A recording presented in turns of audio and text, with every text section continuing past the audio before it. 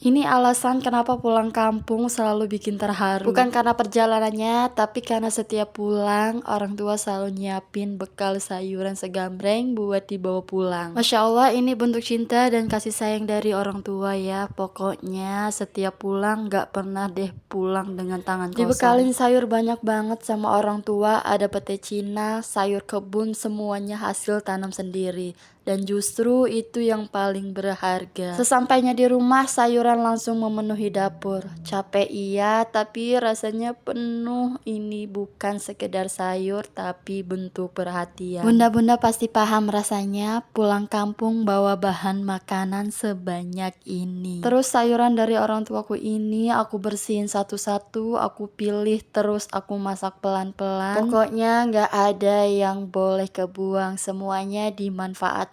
Masak dari hasil kebun itu rasanya beda, lebih seger, lebih manis. Dan entah kenapa makannya itu lebih kenyang aja gitu buat aku. Ini yang namanya hemat ala bunda, bukan soal ngurangin makanan, tapi soal bersyukur dan pintar ngolah rezeki. Kadang orang mikir masak enak itu harus mahal, padahal sayur dari kampung kalau dimasak dengan niat dan sabar rasanya bisa luar biasa. Anak-anak makannya lahap, suami ikut nambah, dan aku cuman bisa bilang dalam hati, terima kasih orang tua aku. Pulang kampung memang capek, tapi pulangnya selalu bawa bekal. Bukan cuma sayur, tapi juga doa dan kasih sayang. Masya Allah. Semoga kita selalu diberi kesehatan biar masih bisa pulang dan masih bisa masak rezeki sederhana. Aku ya kalau ngomongin soal orang tua jadi sedih tahu. Rasanya pengen nangis aja, apalagi kemarin pas mau balik aku sampai tahan biar enggak nangis. Padahal dalam hati tuh nyesek banget. Tuh kan, jadi pengen nangis. Ya udah deh, biar enggak sedih, aku ganti topik aja ya. Sekarang aku lagi masak karena suami aku bilang kemarin minta pete cinanya dibuat botok aja. Jadi hari ini aku masakin botok pete Cina, dan ini pertama kalinya aku buat botok pete Cina. Biasanya pete Cina ini dimasak sayur pekos asin pakai umbut laos campur tangkil muda.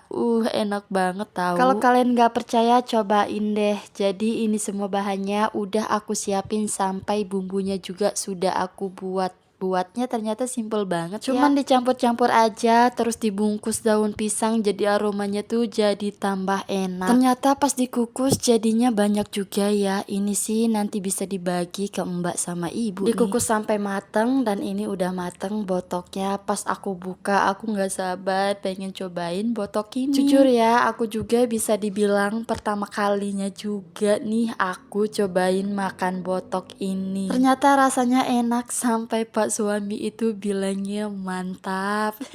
Kan kalau sudah dibilang mantap gini jadi seneng deh masaknya. Udahlah, kalau besok pulang kampung dibawain pete Cina lagi, aku buatin aja botok yang banyak, soalnya pak suami sesuka itu.